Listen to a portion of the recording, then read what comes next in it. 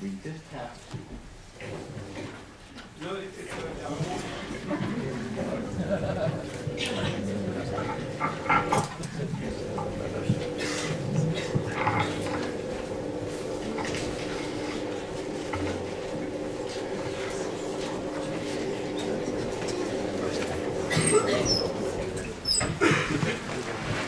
So, Ambassador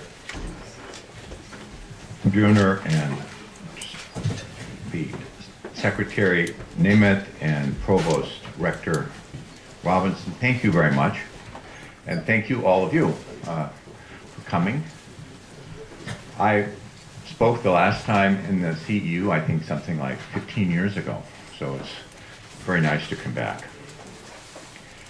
We have used the event of Copenhagen to organize our discussions today. I think we have to realize that Copenhagen is not going to be the final statement about this issue. The problem of the ozone hole took something like 7 international protocols before finally the global community came to an agreement which we hope is going to deal with the problem. And climate change is much more complex. So Copenhagen will be the second effort after Kyoto, and I think during your entire life we will be always coming up against international agreements which are working to make stronger our policies against climate change. I'm going to talk about climate change today. My title is 4 Steps for Success in Copenhagen. What I really mean is 4 steps for having success in dealing with climate change, Copenhagen and after. I'm going to show you that a lot has to be done, but I ask you not to become pessimistic. My first visit to Budapest was in 1976, and so that's 33 years ago. It's somewhat less than the professional lifetime that you will have when you leave the CEU. And I have seen what an enormous amount has happened politically, architecturally, technically, economically, socially, in terms of air quality, many things here in Budapest in 33 years. So it just shows that it is possible to accomplish a lot if you take a big perspective. So 4 steps to success in Copenhagen. Let me say, I suppose these slides will be available to you somehow. So you shouldn't bother to write them down. Just go with the flow here. And at the end, if you decided the slides were interesting, you can get them from somebody. I don't know who, but somebody. And if you decide they weren't interesting, then it's lucky you didn't spend any time writing them all down. So the first fact is a relatively objective fact. CO2 keeps going up. In 1972, we published the first part of this curve. Actually, this part of the curve appeared in our first book in 1972. We weren't talking about climate change at that time, of course. Very few people were, but we used the CO2 curve as a good example of exponential increase in global pollution. And we said it's necessary to slow down, otherwise we're going to have big problems. And you can see that our message, which was issued just there, had incredible impact on, caused everybody to ignore what we said and actually accelerate the rate. And now, actually, except for this last 12 months economic difficulties, the rate of CO2 emissions has been accelerating. We're about here now. We want it to go down, but it keeps going up. And so the question is, what do we have to change in order to achieve our goals? Here's what I will do. I'll describe 4 steps that are necessary, although not sufficient to achieve that goal. We have to deal with all the causes of rising CO2 emissions. We have to be more aware of the very long delays in the system.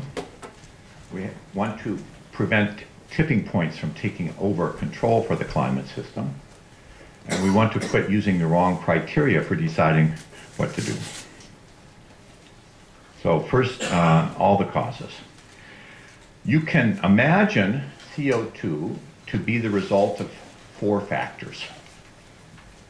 Number of people, the living standard of those people, which I here indicate with the amount of capital per person.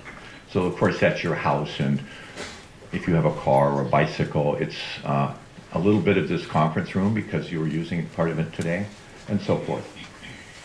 Capital isn't useful to us unless we put energy through it, and so we need to multiply the capital by the amount of energy required to operate it, and then comes the question, what fraction of that energy is coming from fossil fuels? Presumably when it comes from non-fossil fuels, it's not contributing to CO2. Not strictly true, but as a first approximation, not bad. Well, the thing is that in the past, we have been focusing all of our attention here and here. We've been working very hard to increase energy efficiency. I was in the wonderful new building of the Regional Center for the Environment yesterday, which is now a so-called zero energy building, enormously well insulated, air exchangers, heat exchanging, all this sort of thing. That's here from efficiency. And of course, actually not so much in Hungary, but in much of Europe, there's a strong effort to implement so-called renewable or non-fossil energy sources, wind power, photovoltaics, and so forth. So we've really been putting a lot of effort here, mainly on the technology side. But meanwhile, globally, the population continues to increase, and it's accepted as a sort of article of faith that our living standard should keep going up, and if it's low elsewhere, then they have the right to have the same living standard we have. So we have had, over the past years, a lot of growth in these two things, and that has more than offset anything we've done here, and it will always continue to do so in the future. So until we start to take explicit involvement in the demographic and the cultural aspects of the climate, we have absolutely no possibility of success in controlling climate. It's too bad, but that's just the way it is. We need to think about the delays. Here's a very simple climate model. My apologies to the IPCC. This is a model I built for myself to understand the situation. I'll explain it to you just very quickly. This is the amount of carbon in the atmosphere, tons of carbon, and here's the emissions. So that's from our activities as well as from other natural processes like volcanic eruptions and biomass decay and so forth. But altogether, emissions put tons of carbon into the atmosphere, some of which is removed. The carbon in the atmosphere rises in the concentration of carbon dioxide. Carbon dioxide is a greenhouse gas, and what that means is that when heat tries to come back out from the Earth, it's blocked to varying degrees, and that's why we have global warming. As the CO2 goes up, the amount of radiation back out to space goes down.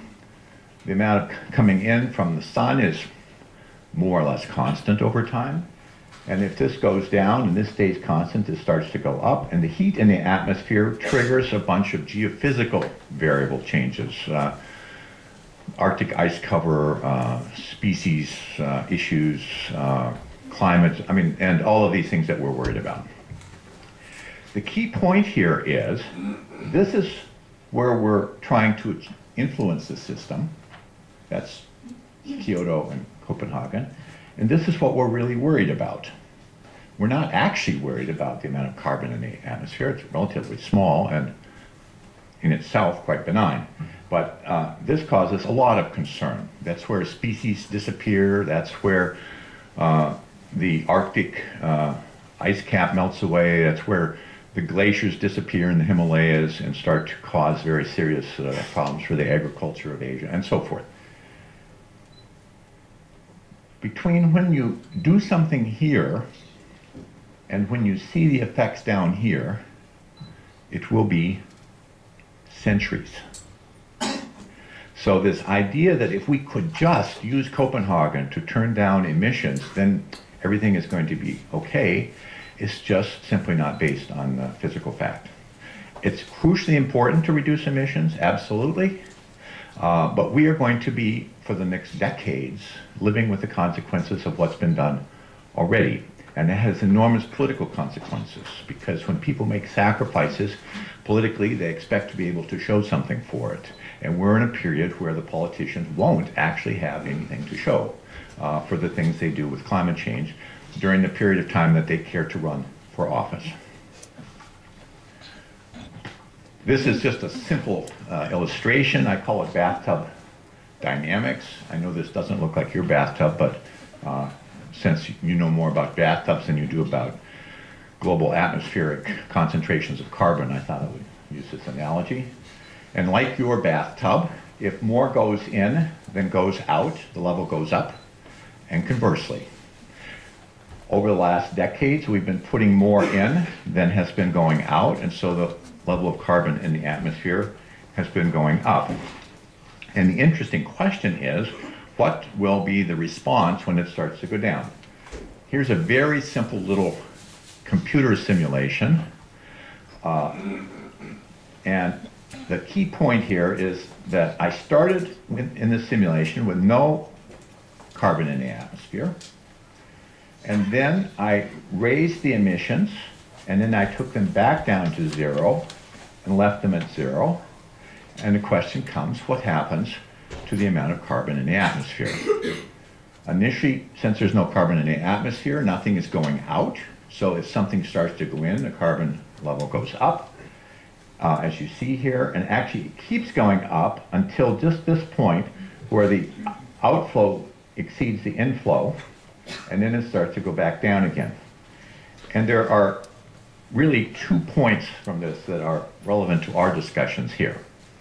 First, CO2 concentration will continue to increase in the atmosphere for a very long time after we succeed in reducing emissions.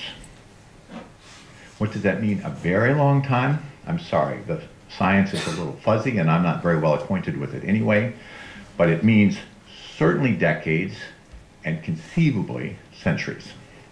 And secondly, even after we bring our emissions back down to 0, forgetting for a moment all the natural emission sources, still there will be a lot of CO2 in the atmosphere for a very long time.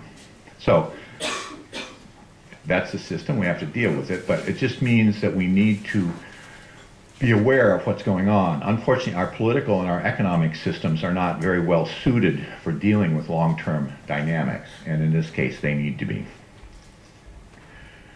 Third thing we have to do is to retain control over the climate system.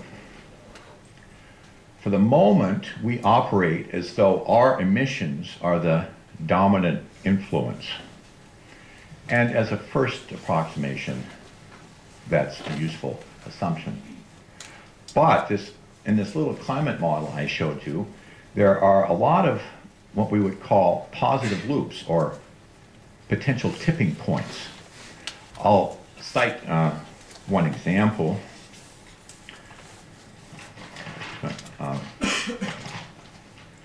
For example, if the ice cover starts to go down in the Arctic, the amount of sunlight which is reflected back into outer space goes down.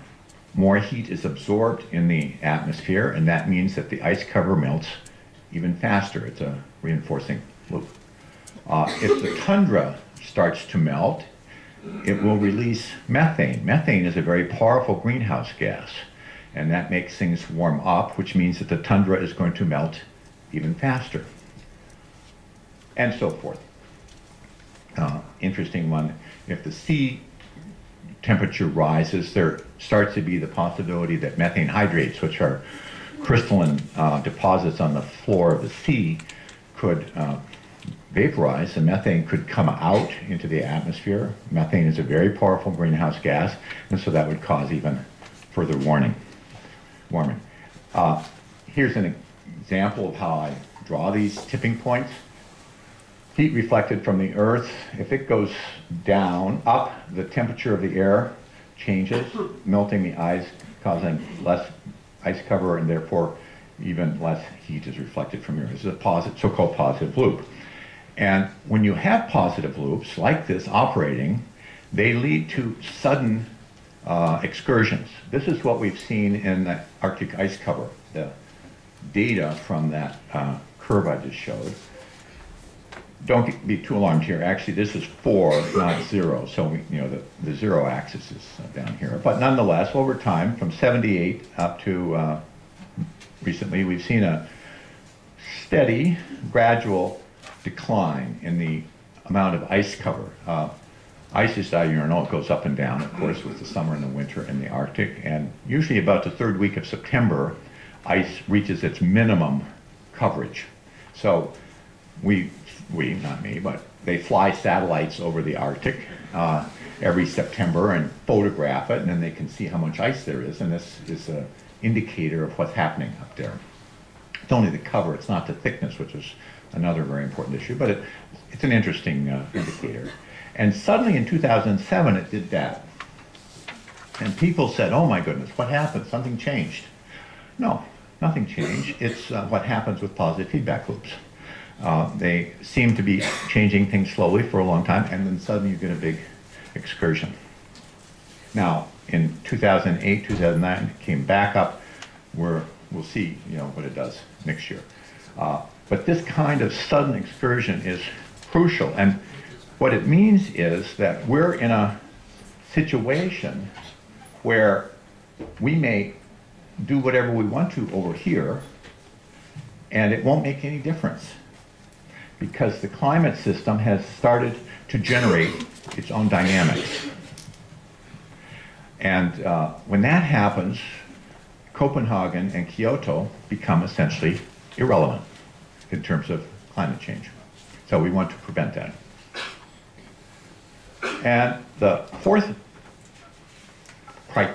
change that we need to make is to start using proper criteria for choice.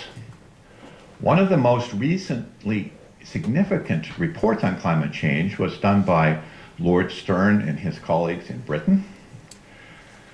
They said essentially that we need to, and we should now make investments in order to avoid big problems later. Stern is a very eminent economist, so this caused a lot of problems for the other economists who don't think we should do something about climate change, because they couldn't see. When I say we should do something about climate change, the economists say, well, you don't know anything about economics, so therefore it's acceptable that you should be stupid. But when Stern says we should do something about climate, they can't say that he doesn't know something about economics. So they had to find some other way to criticize him. And what they did was to say that his discount rate was wrong. In the United States, a prominent critic of the Stern report was William Nordhaus, and he published in Science magazine a long article criticizing the Stern report.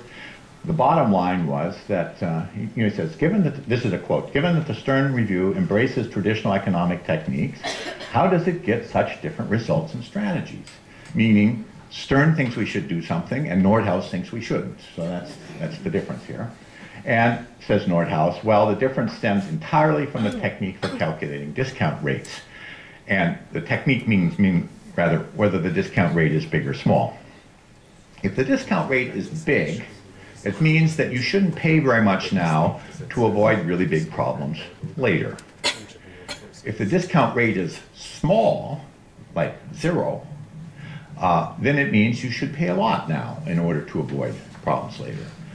Stern thought the discount rate should be low, and Nordhaus thought the discount rate should be high.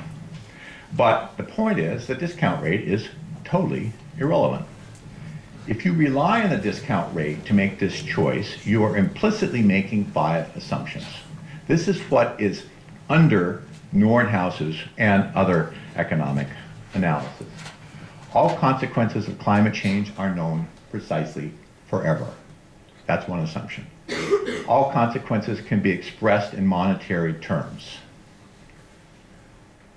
like species extinction, for example. We can put a dollar value on that. Those living today have the moral right to decide on the magnitude of the discount rate, which we can use to decide how important some problem will be for our grandchildren. They don't get to pick, but we get to pick how important they will think the problem is.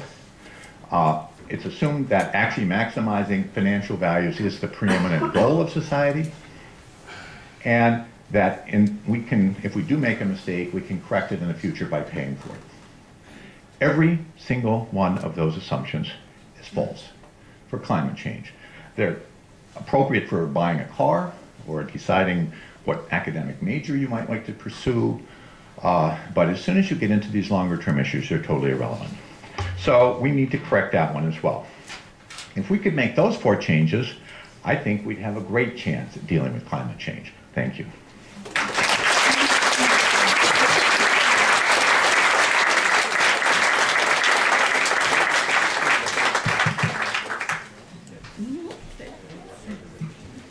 Thank you very much for your really thought-provoking and provocative presentation.